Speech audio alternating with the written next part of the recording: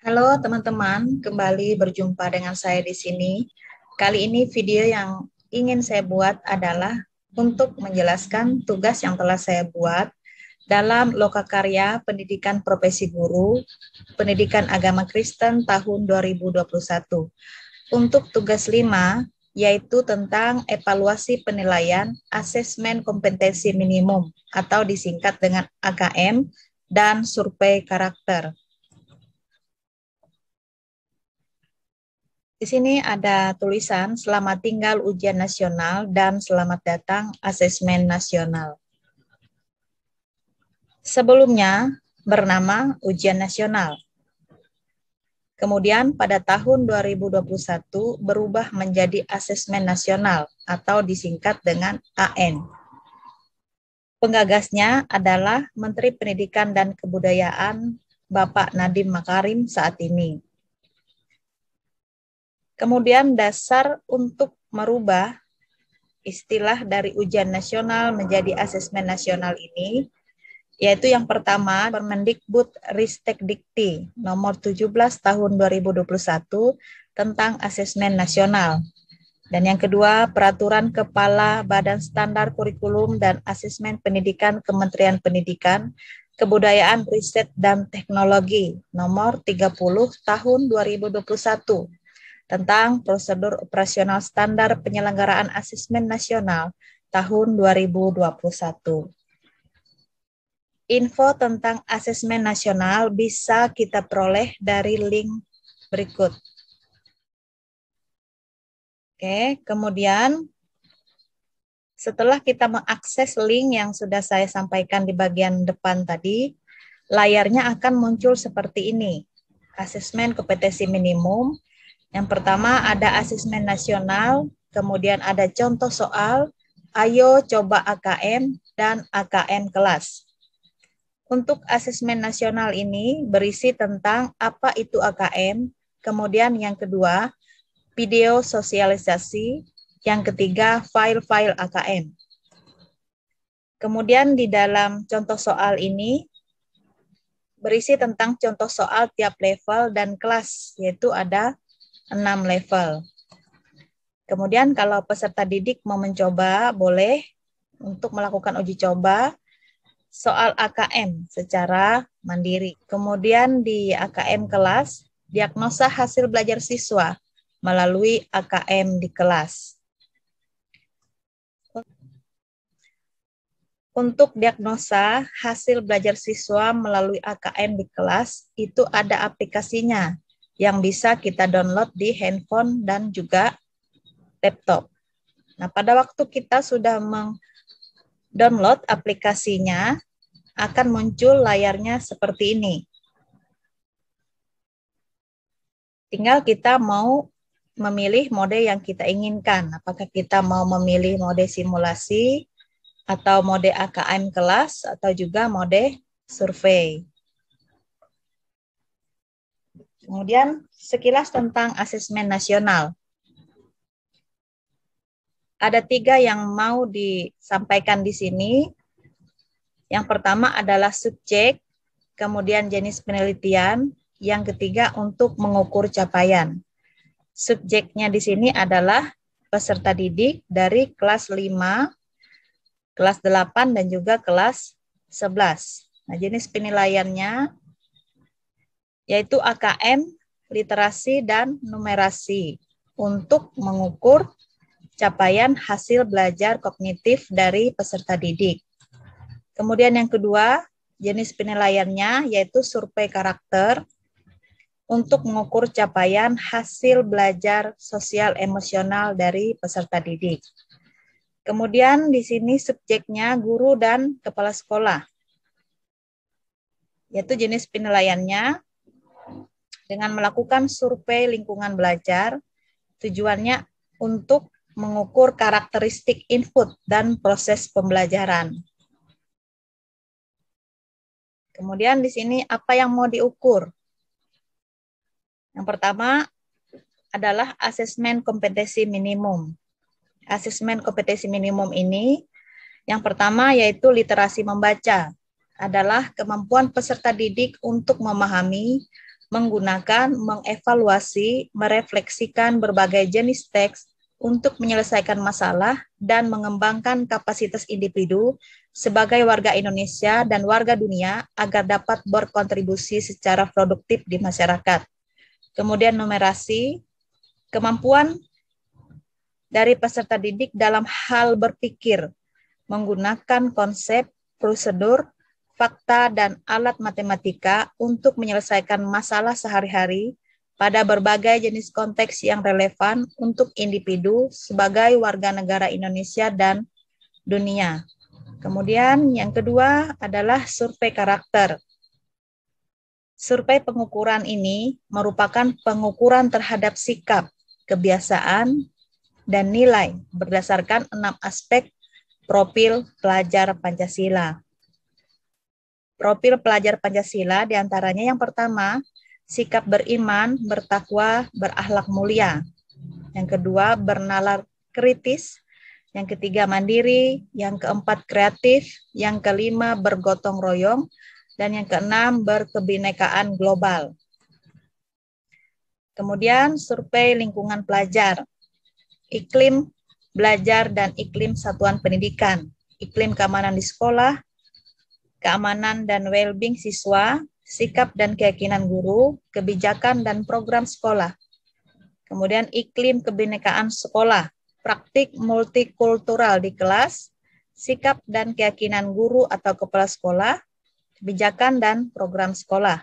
Kemudian indeks sosial ekonomi, pendidikan orang tua, profesi orang tua, fasilitas belajar, lalu kualitas pembelajaran, manajemen kelas, dukungan efektif, aktivasi kognitif, kemudian pengembangan guru, refleksi dan perbaikan pembelajaran, dan juga dukungan untuk refleksi guru. Sumbernya, asesmen nasional, AKM, survei karakter dan lingkungan belajar, Badan Penelitian dan Pengembangan dan Perbukuan tahun 2020. Kemudian penjelasan tambahan tentang AKM. Yang pertama, dalam AKM ini terdiri atas soal-soal yang mengukur kemampuan bernalar menggunakan bahasa atau literasi, matematika atau numerasi, dan penguatan pendidikan karakter.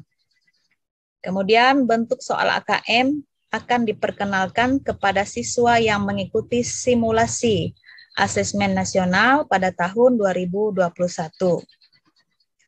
Kemudian juga bentuk soalnya lintas kompetensi, lintas bidang, dan atau lintas mata pelajaran. Kemudian guru akan diperkenalkan bentuk soal AKM untuk menjadi gambaran bagaimana ia mengelola pembelajaran dan penilaian dengan bentuk soal AKM. Kegiatan AKM dan survei karakter dilaksanakan di tengah jenjang, yaitu pada kelas 2, kelas 4, kelas 5, kelas 8, dan juga kelas 11. Tujuannya yaitu agar hasilnya bisa untuk perbaikan pembelajaran pada jenjang berikutnya. Kemudian komponen AKM terdiri atas konten, level kognitif, dan konteks dengan rincian sebagai berikut. Untuk aspek, yaitu konten, literasi membacanya seperti teks sastra, fiksi, dan teks informasi, numerasinya, bilangan, aljabar, geometri, dan pengukuran, data, dan ketidakpastian. Kemudian aspek level kognitif, menemukan informasi, menginterpretasi, dan mengintegrasi. Yang ketiga, mengevaluasi dan merefleksi. Numerasi, pemahaman, aplikasi, dan penalaran. Aspek selanjutnya konteks, literasi membaca personal, sosial budaya, dan saintifik. Kemudian numerasi, personal, sosial budaya, dan saintifik. Level pembelajaran. Di sini ada 6 level. Level yang pertama, kelas 1 dan kelas 2. Level yang kedua, kelas 3 dan kelas 4. Level yang ketiga, kelas 5 dan kelas 6. Level yang keempat, kelas 7 dan kelas 8. Level 5, kelas 9 dan kelas 10, dan level 6, kelas 11 dan kelas 12. Jadi saya khususnya di sini di level 4, yaitu kelas 7 dan kelas 8, karena saya mengajar pada jenjang SMP kelas 7. Ini kelas 7 dan kelas 8. Literasi teks informasi dan teks fiksi untuk kelas 7 dan kelas 8, yaitu untuk mengukur kemampuan peserta didik dalam hal yang bagian A, menemukan informasi, yaitu mengakses dan mencari informasi dalam teks. Yang kedua, mencari dan memilah informasi yang relevan. B, memahami, terdiri dari memahami teks secara harafiah. Yang kedua, menyusun kesimpulan, membuat hubungan dan prediksi dalam teks. C, mengevaluasi dan merefleksi, yaitu menilai kualitas dan kredibilitas isi teks informasi. Yang kedua, menilai format penyajian dalam teks. Ketiga, merefleksi isi wacana untuk mengambil keputusan, menetapkan pilihan, dan mengaitkan isi teks terhadap pengalaman pribadi. Lalu numerasi ini hanya untuk kelas 8. Bagian A, bilangan, representasi. B, geometri dan pengukuran, yaitu bangun geometri. Bagian C, aljabar. Yang pertama, persamaan dan pertaksamaan. Yang kedua, relasi dan fungsi. Yang ketiga, rasio dan proporsi. Bagian D, data dan ketidakpastian. Yang pertama, data dan representasinya. Yang kedua, ketidakpastian dan peluang. Kemudian, literasi teks informasi untuk siswa kelas 7 semester ganjil. Yang pertama, kompetensi yang mau diukur adalah menemukan informasi tersurat, siapa, kapan, di mana, mengapa, dan bagaimana pada teks sastra atau teks informasi yang terus meningkat sesuai jenjangnya.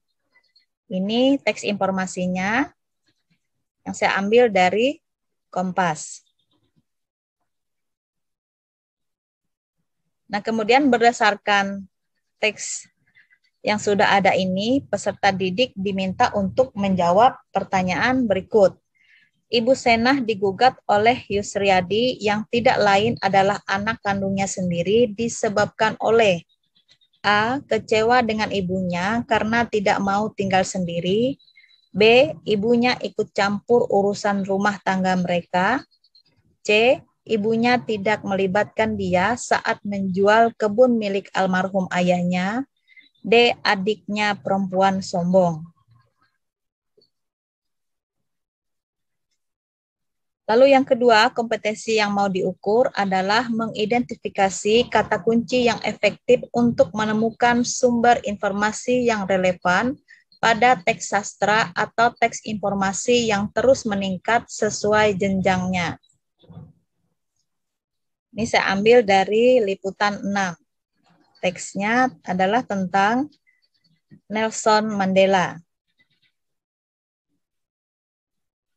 Nah, berdasarkan teks yang sudah ditampilkan di sini, peserta didik diminta untuk menjawab pertanyaan berikut. Berilah tanda silang X pada kolom S jika pernyataan salah dan B jika pernyataan benar. Menurut teks di atas, Nelson Mandela layak disebut sebagai. Ini ada pernyataannya, kontraktor, pejuang lingkungan hidup, pejuang kemanusiaan, dan negarawan. Kemudian yang ketiga, kompetensi yang diukur, menjelaskan ide pokok dan beberapa ide pendukung pada teks informasi yang terus meningkat sesuai jenjangnya. Teksnya seperti ini. Kemudian dari teks ini tadi, diberikan pertanyaan kepada peserta didik. Kondisi sosial dalam teks di atas menggambarkan tentang apa? Mengapa saudara berpendapat demikian? Lalu yang keempat, kompetensi yang diukur, menyimpulkan perubahan kejadian, prosedur, gagasan, atau konsep di dalam teks informasi yang terus meningkat sesuai jenjangnya. Teksnya seperti ini. diambil dari Kompas tentang Mahatma Gandhi.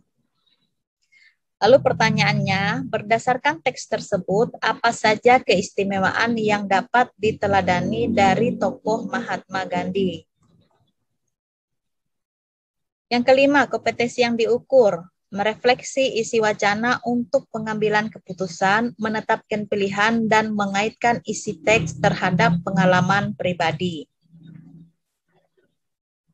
Teksnya seperti ini.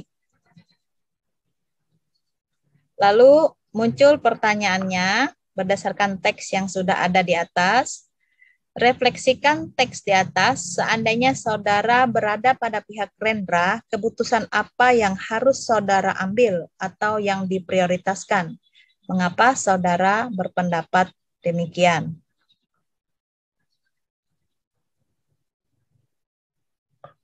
Kita lanjutkan untuk survei karakter. Di sini ada 5 pertanyaan berdasarkan profil pelajar Pancasila. Sebenarnya ada 6, tapi saya hanya membuat untuk 5 soal saja. Yang pertama, temanmu termasuk sahabat yang sering menyakiti perasaanmu. Dalam banyak hal, dia selalu meminta segala sesuatu kepadamu, tetapi dia tidak pernah berbagi denganmu. Dia selalu berharap bantuanmu, tetapi dia tidak pernah mau membantumu. Apakah sikapmu terhadapnya? A. Berhenti berteman. B. Akan bersahabat baik jika dia mau berubah. C. Tetap bersahabat dan membantu. D. Minta pendapat orang tua. Soal yang kedua, pada awal tahun 2021 terjadi bencana banjir di Kalimantan Selatan. Ribuan rumah terendam sehingga mengakibatkan banyak kerugian material. Warga masyarakat juga tidak bisa beraktivitas seperti biasa. Sebagai pelajar SMP, apa yang bisa saudara lakukan? A. Meminta pemerintah daerah untuk bertanggung jawab. B. Cuek saja karena itu bukan tanggung jawabmu. C. Mendoakan mereka yang terdampak banjir. D. Ikut menggalang dana untuk warga yang terdampak banjir. Soal yang ketiga, Ninin termasuk peserta didik SMA yang sulit bangun tepat waktu. Setiap hari selalu dibangunkan oleh orang tuanya. Dia juga tidak bisa membuat sarapan untuk dirinya, padahal usianya sudah mencapai 13 tahun. Apalagi pakaian tidak pernah dia mencucinya dan membersihkan rumah diserahkan kepada orang tuanya. Sehari-hari dia hanya sibuk bermain game dan bermain dengan temannya.